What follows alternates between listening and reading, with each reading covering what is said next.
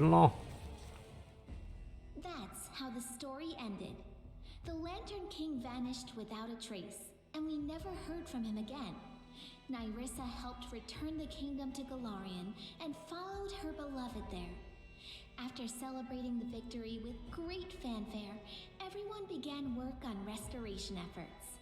Nyrissa helped the king in every way possible, and she quickly came to be loved across the country.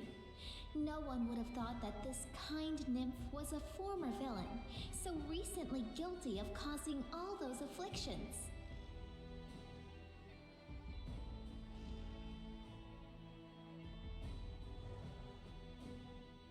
Ok, cool.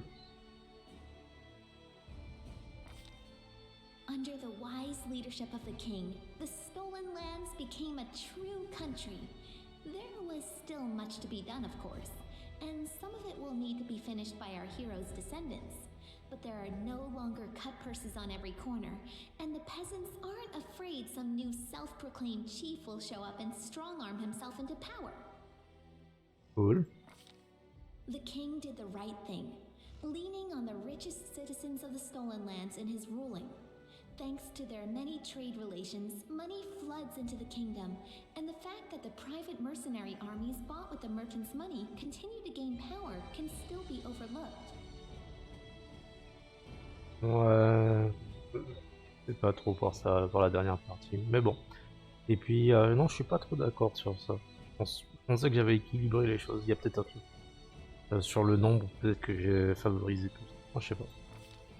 Just half a year after the war with the First World, Galt moved its troops to the southern border of the kingdom.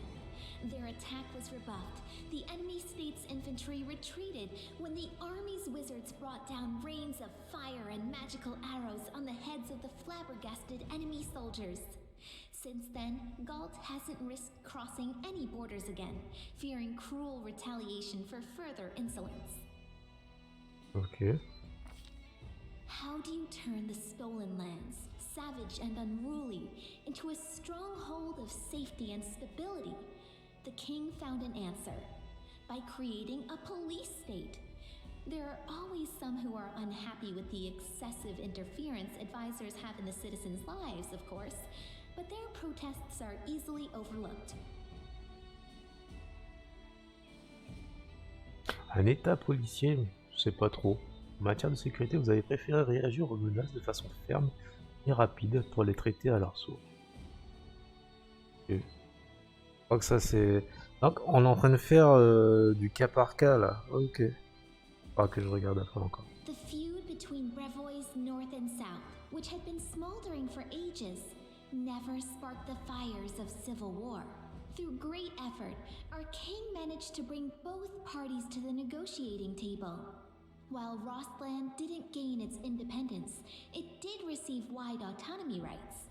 Our relationships with both House Sertova and the Sword Lords are respectful, but they've become lukewarm.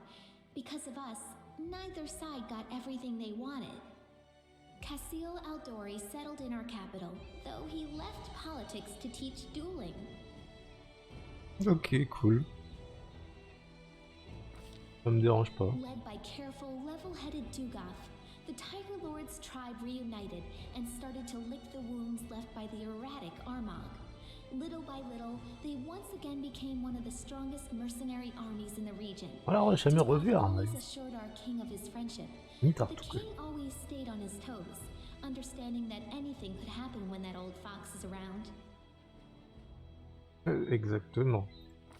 Mais si on est pote avec lui. Pitex almost returned to its former state, a joyful city filled with beers of dubious quality and deals of questionable legality.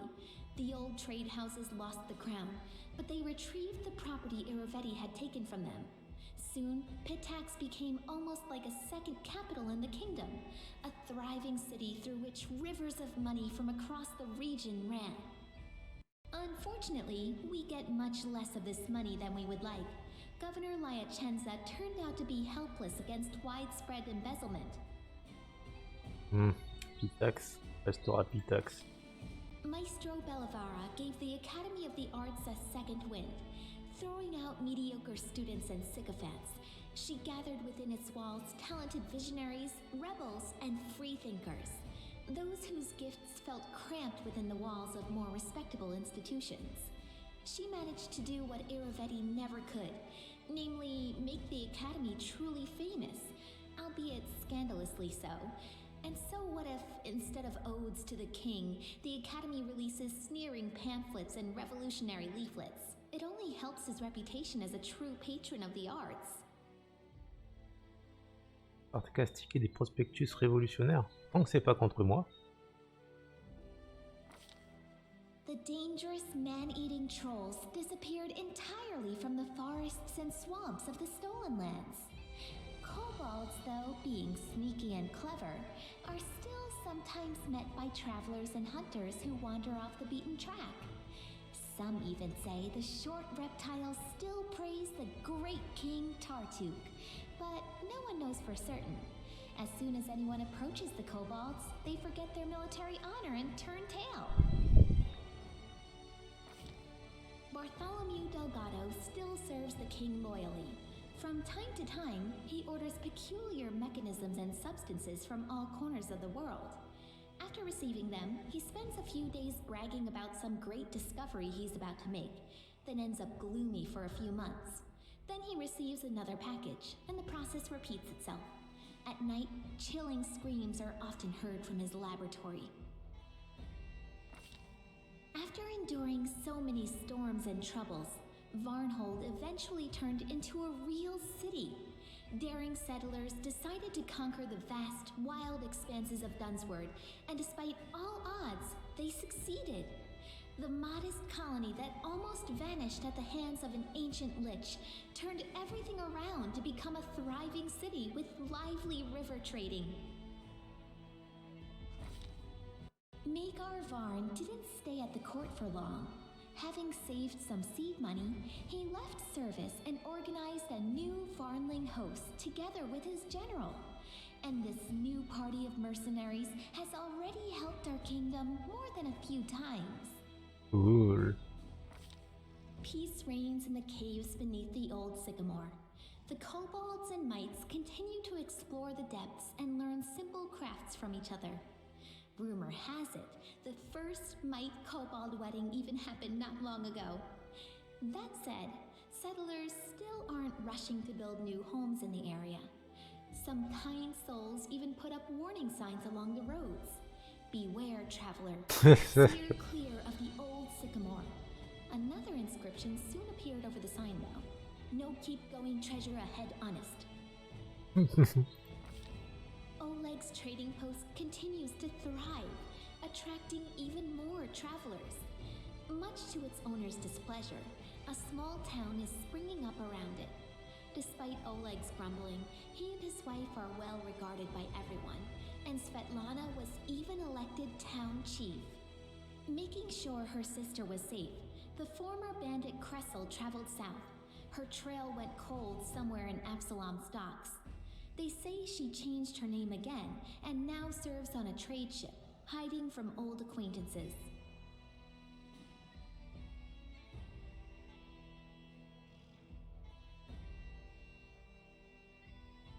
Okay, cool. Jod and Keston, after surviving the bloom, remained loyal to the king they followed through thick and thin, and they continue to serve as court advisors to this day. The austere priest and the gloomy warrior regularly argue over the proper way to govern the state, as well as which of the two rulers should hear out first. Some things never change. Keston Garas took a post as chief of the kingdom's guard. The former heir to a noble family never returned to Brévoy, severing all ties to his kin. However, a few years after the victory over the First World, a girl arrived from Brévoy and soon married Keston. They say Keston started smiling a lot more after that. Je m'inquiétais pour ça. Je pensais à ce que si ça se trouve, hein, il s'était fait avoir par la meuf, elle lui avait raconté n'importe quoi par rapport à sa daronne. Mais sur le coup, non, il n'y a pas de souci. Cool. Jod remained loyal to the king to the end of his days.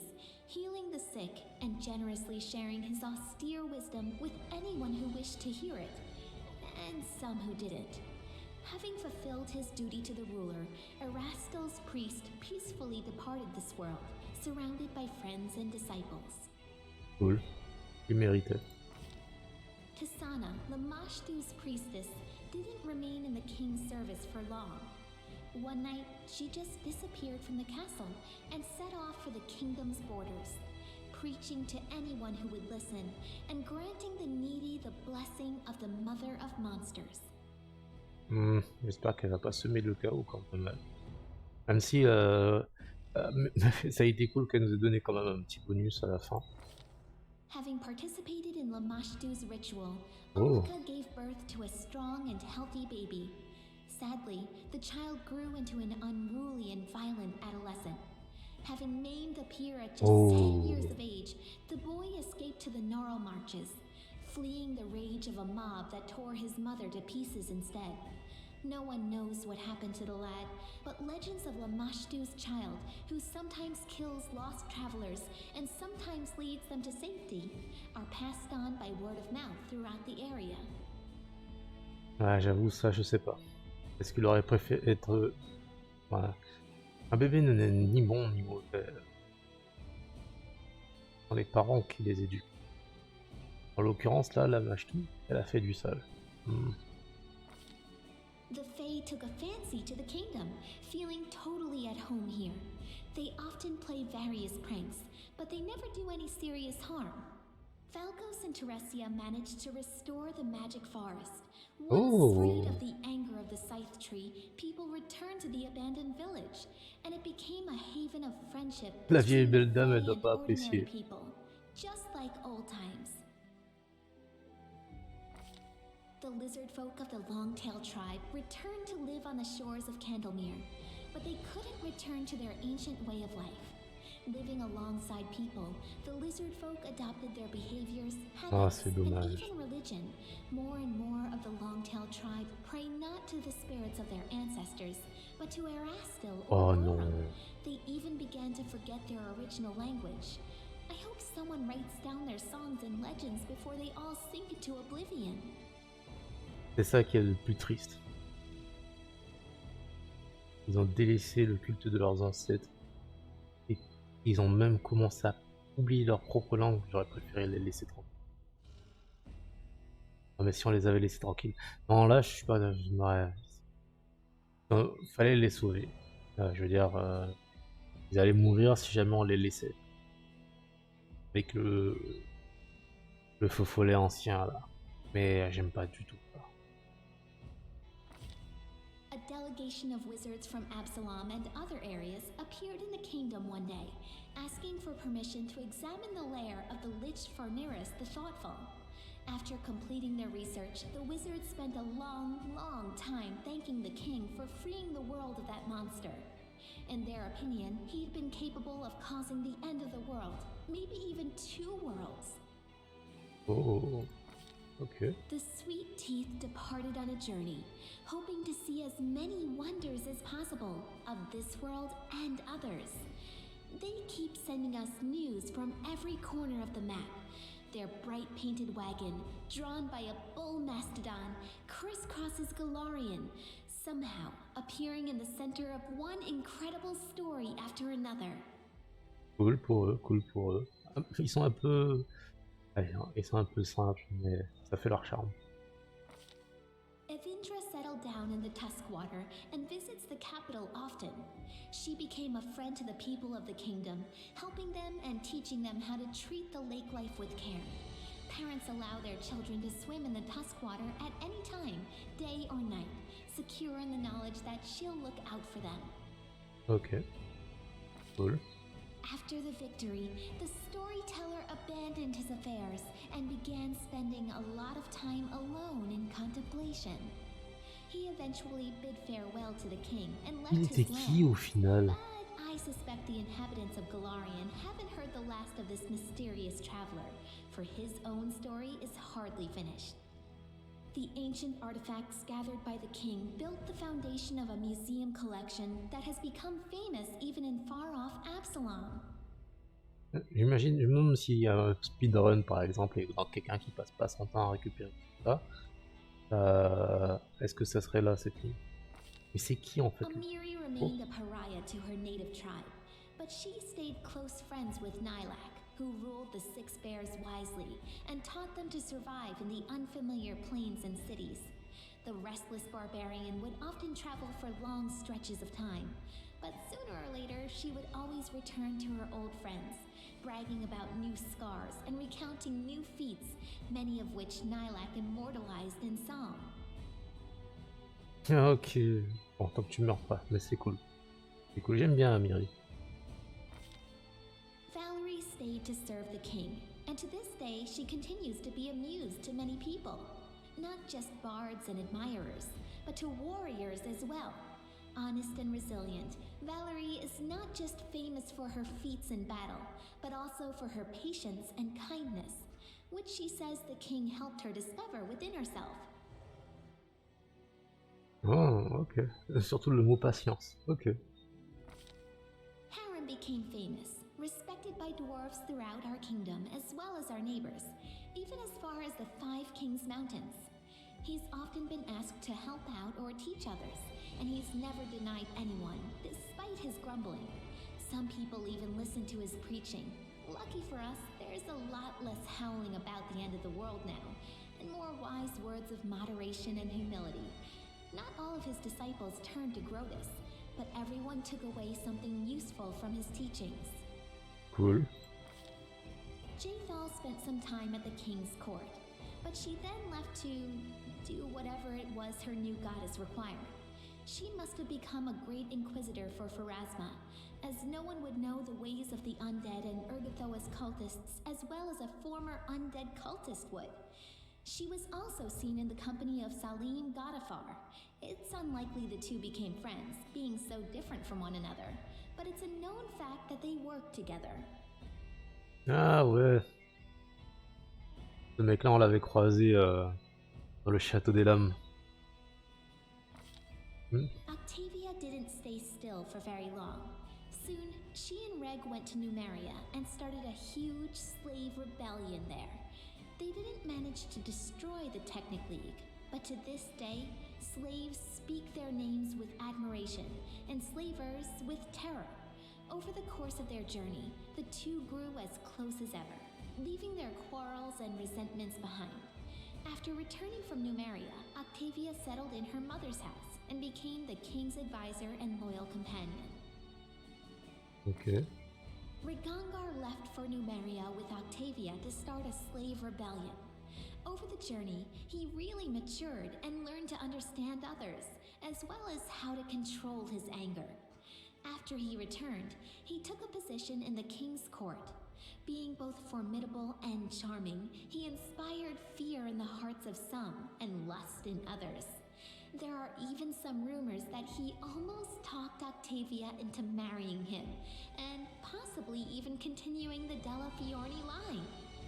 Jusque-là, la fin des compagnons me plaît, même s'il y a certains qui sont partis, hein, apparemment, pour vivre leurs propres aventures. Tristan stayed in the Stolen Lands. Endowed with a special blessing of Sarenrae, the priest became known as a great healer and went on to perform many more miracles. I'd say the Movonic Diva deserves the right to rejoin Sarenrae's divine army. I hope the goddess will think the same when Tristan's hour comes and his soul is up for a new judgment. Ah ben, c'était mon médecin en chef, hein, lui. Ah mais oui. After the war ended, Ekin hung up his bow on the wall and traded the path of the ranger in for the craft of the carpenter.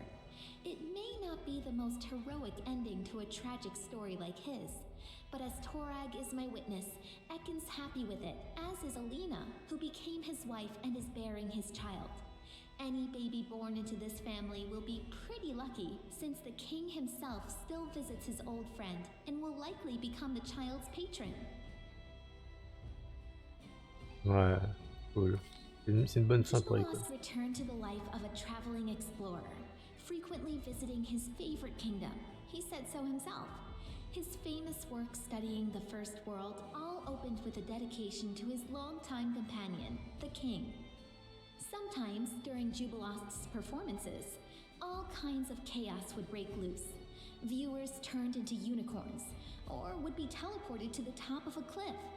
Later, Jubilost would be seen arguing fiercely with a pretty gnome named Nerd. The arguments looked very sweet and intimate. Oh. Ok, cool, cool. As for Knock Knock, apologies, I mean Hero Knock Knock, he continued his questionably heroic efforts in the Stolen Lands.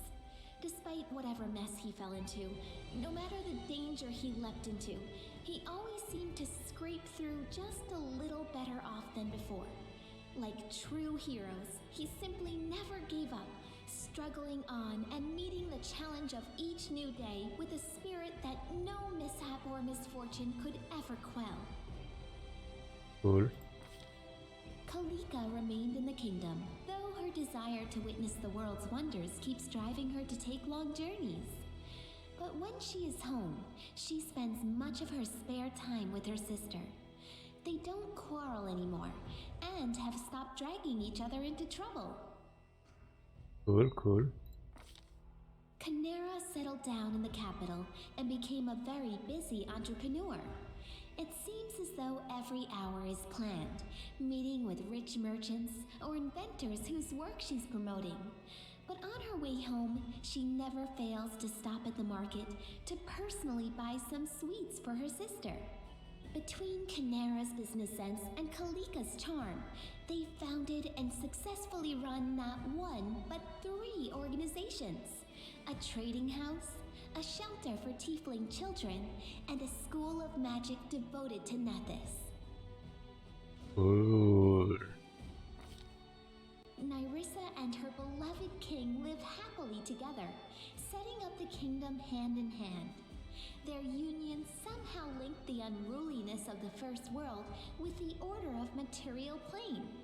Nyrissa managed to bring forth the daring vision for which she had once been cursed, the creation of her dream country.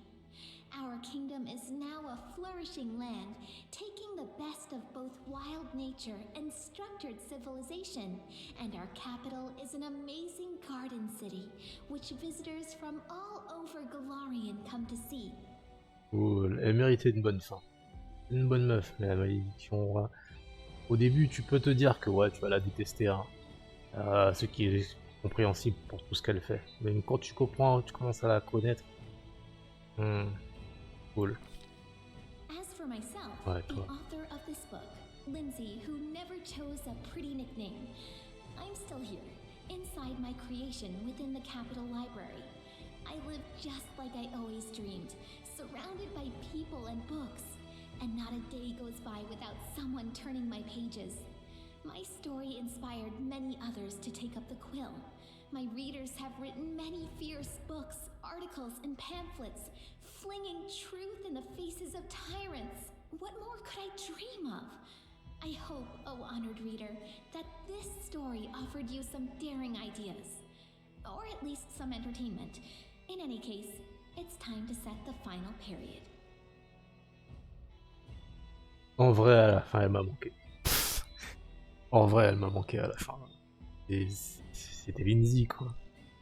Lindsay.